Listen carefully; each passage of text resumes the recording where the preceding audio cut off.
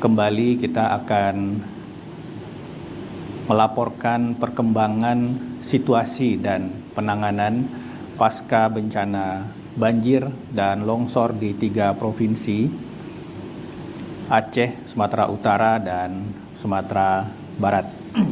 Saya akan mulai untuk rekapitulasi dari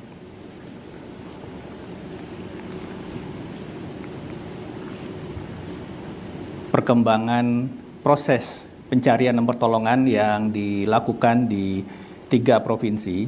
Pada sore hari ini kita menambah daftar kembali untuk korban jiwa meninggal. Tentu saja sekali lagi ini simpati dan belasungkawa mendalam dari pemerintah daerah dan segenap tim yang beroperasi di lapangan. Innalillahi wa inna ilaihi roji'un. Per hari ini rekapitulasi 3 provinsi mengalami penambahan 17 jiwa, sehingga untuk korban meninggal dunia itu total menjadi 1.129 jiwa. Untuk korban hilang berkurang 2 jiwa, jadi 174 jiwa, sedangkan untuk mengungsi 496.293 jiwa. Adapun penambahan korban jiwa itu di Aceh Utara 14 jiwa, Tapanuli Tengah, Kota Sibolga, dan Sumatera Barat masing-masing 1 jiwa.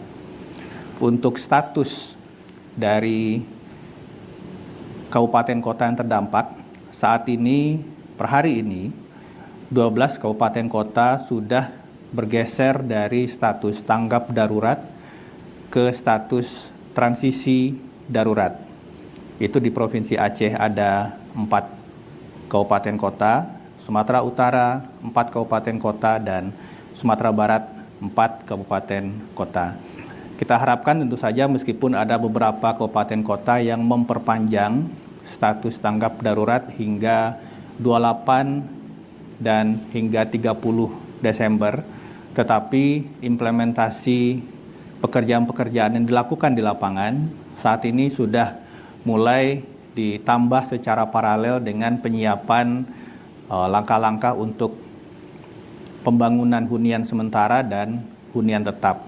Kita harapkan tentu saja di akhir Desember ini seluruh kabupaten kota terdampak yang memerlukan hunian sementara, karena tidak semua dari kabupaten terdampak akan membangun huntara, tergantung dari jumlah pengungsi dan rekapitulasi jumlah rumah rusak. Kita harapkan nanti kabupaten kota yang membutuhkan atau akan melaksanakan pembangunan huntara sudah akan bisa dimulai di akhir Desember ini.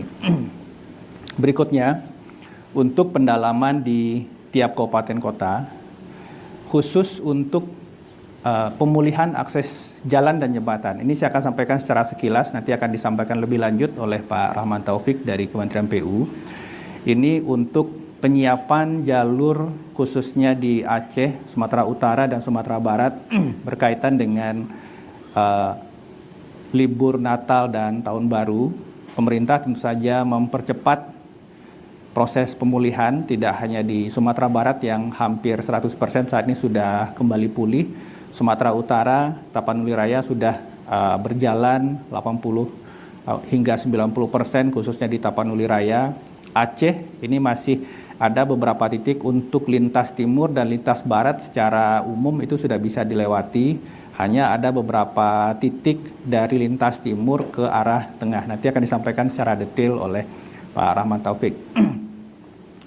Untuk proses pembangunan jembatan Beli saat ini masih terus dilakukan di beberapa tempat. Untuk jembatan-jembatan yang saat ini proses perbaikannya masih berjalan, ini juga dibuat jalur-jalur sementara supaya jalur ini bisa dilewati. Jadi ada beberapa titik, misalkan di lintas timur itu Kutablak masih 70%, tapi dibangun jembatan Beli sementara di Awe Getah. Kemudian ini Krueng Betong itu masih berjalan pembangunan jembatan Beli, tapi dibangun dulu jembatan sementara sehingga Nagan Raya ke Aceh Tengah itu bisa terhubung dan seterusnya. Artinya pemerintah benar-benar memastikan percepatan proses pemulihan jalan ini bisa dilewati meskipun di beberapa titik itu melalui jembatan sementara terlebih dahulu sambil berjalan proses pembangunan jembatan tetapnya dilakukan.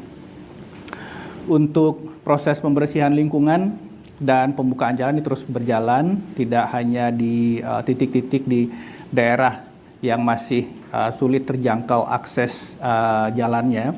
Untuk daerah-daerah lain juga proses pembersihan lingkungan terus dilakukan. Ini juga akan dilakukan penata kelolaan dari debris akibat banjir dan longsor ini yang nanti dikomando oleh Kementerian Kehutanan, Kementerian Lingkungan Hidup. Kemudian untuk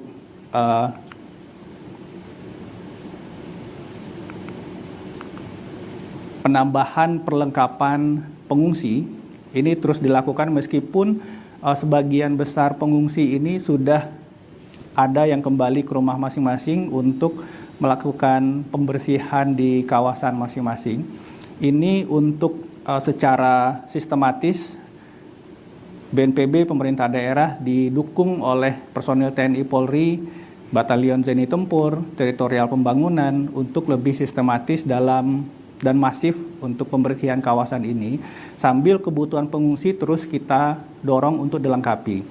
Pada 2 minggu pertama, memang fokus pemenuhan kebutuhan logistik ini ada di permakanan. Saat ini minggu ketiga, minggu keempat, kebutuhan logistik permakanan masih terus tetap dioptimalkan, tetapi saat ini dengan mulai dibukanya akses darat di beberapa titik, maka pemenuhan kebutuhan logistik non permakanan yang sifatnya sandang seperti matras, selimut, dan ini pakaian dan lain-lain, ini kemudian juga bisa kita optimalkan sehingga kebutuhan pengungsi secara umum dan secara terbatas khusus untuk saudara-saudara kita yang memiliki kebutuhan khusus ini juga terus kita lengkapi dengan sudah adanya data terpilah baik itu yang dilakukan oleh BNPB maupun yang sudah tersedia berbasiskan data per kabupaten.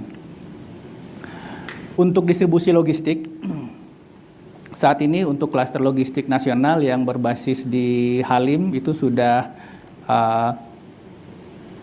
mendapatkan atau menerima 1.354 ton, dan dari logistik yang masuk ini kemudian sudah didistribusikan 1.296 ton, masih ada buffer stok sekitar 58 ton yang kita harapkan ini masih terus animo masyarakat untuk membantu, tidak hanya kementerian lembaga tentu saja, tidak hanya BUMN, tidak hanya private sector, tetapi individual warga masyarakat dan seluruh entitas juga secara aktif terus mendropping bantuan untuk didistribusikan dari Posko Halim. Untuk logistik harian dari Posko Halim maupun yang disampaikan oleh masyarakat di tiap provinsi, jadi untuk ibu kota provinsi kita memiliki satu hub posko logistik. Ini untuk Aceh per hari ini terdistribusi 13,1 ton, Sumatera Utara itu 8,8 ton, dan Sumatera Barat 9,3 ton. Ada beberapa hal krusial yang ingin kita sampaikan bahwa untuk daerah-daerah yang saat ini akses daratnya masih sulit dan terbatas seperti Aceh Tengah dan Bener Meriah, kemarin sudah kita sampaikan bahwa ada Bandara Rembele di situ sehingga kita bisa mengoptimalkan distribusi atau pemenuhan kebutuhan energi khususnya BBM dan LPG melalui jalur udara. Ini hampir setiap hari terus dilakukan dan kemudian dari udara masuk ke mobil tangki yang kemudian akan mendistribusikan ke 2 kabupaten khususnya Aceh Tengah dan Bener Meriah. Hari ini untuk BBM itu 37,5 37,5 drum untuk solar dan pertalite.